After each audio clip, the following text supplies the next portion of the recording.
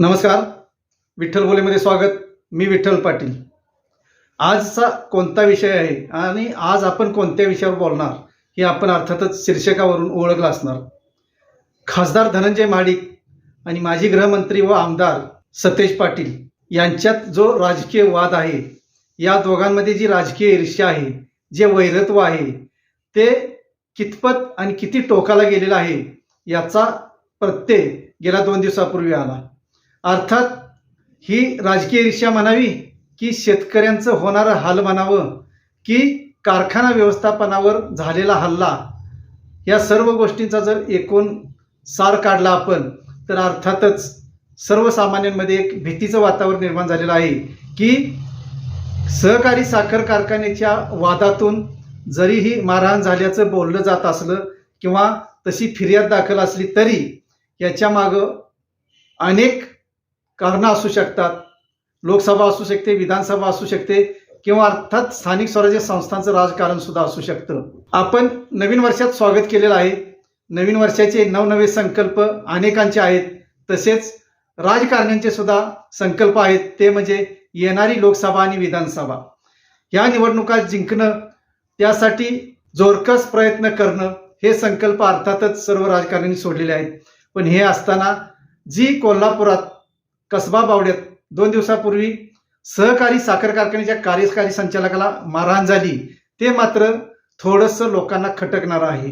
ज्या कसबा बावडामध्ये राजर्षी छत्रपती शाहू महाराजांचा जन्म झाला आणि त्यांचेच वारसदार की ज्या शाहू महाराजांनी जी धोरणं अवलंबली, त्यांच्या काळची अपूर्ण राहिली ती पूर्ण करण्याचं काम राजाराम महाराजांनी पूर्ण केलं. आणि त्याच राजाराम महाराजांनी या सहकारी साखर कारखान्याची स्थापना केली आणि आज त्यांचंच नाव या सहकारी साखर कारखान्याला आहे आणि त्याच कारखान्याच्या कार्यकारी संचालकाला मारहाण होते.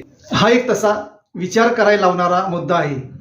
खरं तर कार्यकारी संचालकाला मार का खावा लागतो आणि शेतकऱ्यांना मार का द्यावा लागतो, हा सुद्धा एक महत्त्वाचा चर्चेचा विषय होऊ शकतो. कारण शेतकरी जेव्हा जीवापाड आपल्या पशुधनावर आणि पिकावर प्रेम करत असतो, त्याच जर पशुधनाचं नुकसान झालं किंवा पिकाचं नुकसान झालं तर शेतकऱ्याचा जीव हळहळतो आणि अर्थातच त्याला नको ती बुद्धी सुचू शकते, असाही शेतकरी वर्गाचा एक तर्क आहे. दुसरीकडं कार्यकारी संचालकांना शेतकऱ्यांनी मारहाण करणं हे सुद्धा चुकीचं आहे.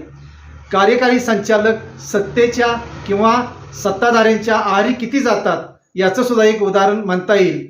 कार्यकारी संचालकांना जेव्हा मारहाण झाली तेव्हा कोल्हापूर जिल्ह्यातील बहुतेक कार्यकारी संचालकांनी जिल्हा पोलीस प्रमुखांची भेट घेऊन त्यांना निवेदन दिलं आणि या बाबतीत कठोर कारवाई करण्याची मागणी केली.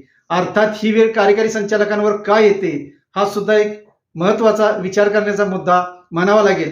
कारण सत्ताधाऱ्यांच्या आणि अध्यक्षांच्या उंजळीनं पाणी पिणं, ते देतील त्या आदेशाचं पालन करणं आणि विरोधातील सभासदांचं किती नुकसान करता येईल तेवढं करणं, हा जर कार्यकारी संचालक आणि कारखान्याच्या व्यवस्थापनाचा जर अजेंडा असेल तर इथून पुढे अशा मारामारीच्या घटनांना सामोरं जावं लागेल का, असाही एक प्रश्न पुढे आलेला आहे.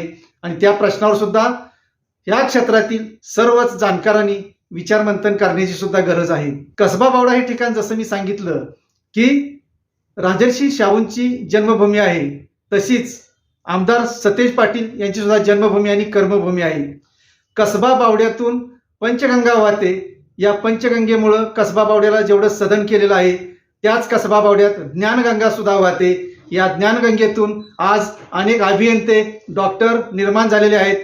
ते राज्यात, देशात आणि परदेशात सुद्धा आपलं संस्थेचं आणि कोल्हापूरचं नाव मोठं करत आहे. हे बावडेकरांनी विसरून चालणार नाही. बावड्यातच असणाऱ्या सहकारी साखर कारखान्यातील कार्यकारी संचालकाला बावड्यातीलच शेतकऱ्यांनी मारहाण करणं हे खरं तर अनेकांना खटकलेलं आहे. आणि त्याचं कारण मी अर्थातच सांगितलं. राजर्षी शाहूंची जन्मभूमी असेल, पंचगंगा असेल, ज्ञानगंगा असेल, या त्रिवेणी संगमाचा विचार केला तर बावडेकरांनी असं टोकाचं पाऊल उचलणं अर्थातच लोकांना पटलेलं नाही. जरी तेथील शेतकऱ्यांचं नुकसान सध्याच्या विद्यमान सत्ताधाऱ्यांनी आणि कार्यकारी संचालक व्यवस्थापनानं केलं असेल तरी त्याला दाद मागण्यासाठी अनेक मार्ग आहेत. ज्या दिवशी मारहाणीचा प्रकार घडला त्याच दिवशी आमदार सतेज पाटील यांच्या नेतृत्वाखाली शेतकऱ्यांचं शिष्टमंडळ सहाय्यक साखर संचालकांना भेटलं आणि त्यांनी हा मुद्दा उपस्थित केला होता की शेतकऱ्यांचं नुकसान होतंय म्हणून. जर तुम्ही शिष्टमंडळ घेऊन जर भेटला असाल तर मग मारहाणीची गरज काय होती, हाही प्रश्न पुढे येतो. यासाठी सर्वच पातळीवर सर्वच तज्ज्ञांनी एकत्र येऊन विचार करण्याची गरज आहे. ही जरी बावड्यात मारहाणीची घटना घडलेली असली तरी त्याचं हे हिमनगाचं टोक म्हणावं लागेल. कारण ह्या सहकारी साखर कारखानदारीत कुठं कुठं कशी कशी कोणाकोणाची आणि विशेषतः शेतकऱ्यांची पिळवणूक कशी होते हा सुद्धा एक महत्त्वाचा मुद्दा आहे. शेतकरी संघटना ऊस दरासाठी आंदोलन करतात, तो प्रश्न मिटला की बाजूला होतात.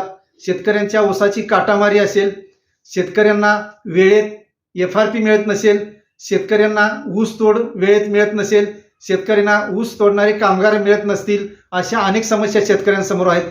पण त्याच्यासाठी कोणीच विचार करायला पुढे येत नाही. शेतकरी संघटना राजू शेट्टींची असो, रघुनाथ पाटलांची असो, सदाभाऊ खोतांची असो किंवा रविकांत तुपकरांची असो, अनेक शेतकरी संघटना आहेत. यांचा अजेंडा आज एकच झालेला आहे की शेतकऱ्यांच्या नावावर राजकारण हा जो मुद्दा पुढे आलेला आहे तो या शेतकरी संघटनेच्या नेत्यांनी सुद्धा थोडंफार थांबवण्याची गरज आहे. या शेतकऱ्यांवर होणाऱ्या प्रत्येक घटकाचा अन्यायाचा पाढा संबंधितांसमोर वाचून शेतकरी संघटनांनी शेतकऱ्यांना न्याय दिला पाहिजे.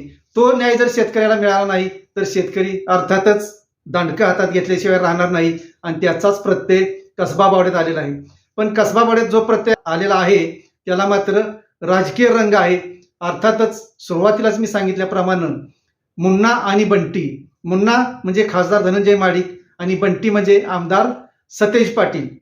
मुन्ना आणि बंटी त्यांनी सज्ञानपणानं राजकारणाची झेप घेणं जेवढं गरजेचं आहे तेवढं जोपर्यंत होत नाही तोपर्यंत असे प्रकार घडत राहतील काय, अशी भीती कोल्हापूर जिल्ह्यासह संपूर्ण महाराष्ट्राला आहे. कारण खासदार धनंजय महाडिक आणि आमदार सतेज पाटील आज हे कोल्हापूरचे नेते राहिलेले नाहीत तर ते राज्य पातळीवरचे नेते झालेले आहेत. म्हणूनच त्यांनी जेव्हा आपण राजकारण करतो तेव्हा आपल्या कार्यकर्त्यांची कशी समजूत काढली पाहिजे, आपल्या कार्यकर्त्यांना कसं समजावलं पाहिजे, आपल्या कार्यकर्त्यांना कसं काबूत ठेवलं पाहिजे, हे या नेत्यांचं सर्वप्रथम कर्तव्य आहे. जर त्या कर्तव्यात या दोघांनी कसूर केली तर मात्र भविष्यात खूपच गंभीर प्रकार उद्भवू शकतो. अशी ज्या जाणकारांची मतं आहेत त्यांना पुढं अशी भीती आहे, येणाऱ्या लोकसभा आणि विधानसभा निवडणुकांच्या काळात जर कार्यकर्त्यांची अशी जुंपली तर जिल्हा प्रशासन आणि पोलीस प्रशासनाला सुद्धा ते अवघड काम होणार आहे. शांतता आजच झाली पाहिजे, शांततेत आजच सर्व प्रकरण मिटलं पाहिजे, तरच भविष्यात कोल्हापूर जिल्हा आणि महाराष्ट्र सुद्धा शांत राहणार आहे. यासाठी सर्वांनीच पुढाकार घेण्याची गरज आहे. धन्यवाद. असेच नवनवीन विषय ऐकण्यासाठी लाईक, सबस्क्राईब आणि बेल आयकॉनवरती क्लिक करा.